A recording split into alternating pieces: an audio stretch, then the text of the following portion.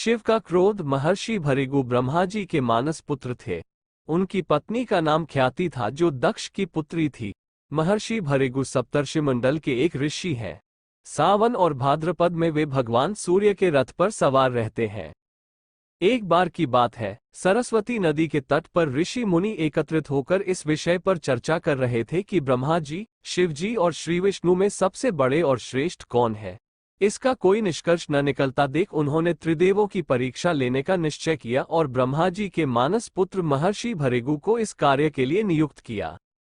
महर्षि भृगु सर्वप्रथम ब्रह्मा जी के पास गए। उन्होंने न तो प्रणाम किया और न ही उनकी स्तुति की। ये देख ब्रह्मा जी क्रोधित हो गए। क्रोध की अधिकता से उनका मुख लाल हो गया, आंखों में अंगारे दहकने लगे। लेकिन फिर यह सोचकर कि ये उनके पुत्र हैं, उन्होंने हृदय में उठे क्रोध के आवेग को विवेक बुद्धि में दबा लिया। वहां से महर्षि भृगु कैलाश गए। देवाधिदेव भगवान महादेव ने देखा कि भृगु आ रहे हैं तो वे प्रसन्न होकर अपने आसन से उठे और उनका आलिंगन करने के लिए भुजाएं फैला दी। किंतु उनकी परीक्षा लेने के लिए भृगु मुनि उनका आलिंगन अस्वीकार करते हुए बोले, महादेव, आप सदा वेदों और धर्म की मर्यादा का उल्लंघन करते हैं। दुष्टों और पापियों को आप जो वरदान देते हैं, उनसे सृष्टि पर भयंकर संकट आ जाता है। इसलिए मैं आपका आलिंगन कदापि नहीं करूंगा। उनकी बात सुनकर भगवान शिव क्रोध से तिलमिला उठे।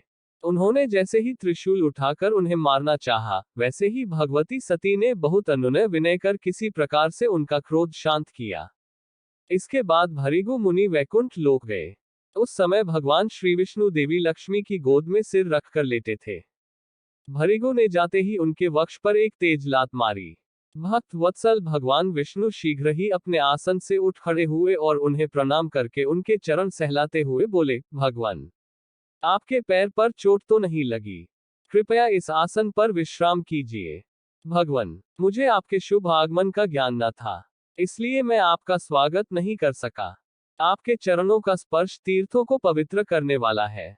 आपके चरणों के स्पर्श से आज मैं धन्य हो गया। भगवान विष्णु का ये प्रेम व्यवहार देखकर महर्षि भृगु की आंखों से आंसू बहने लगे।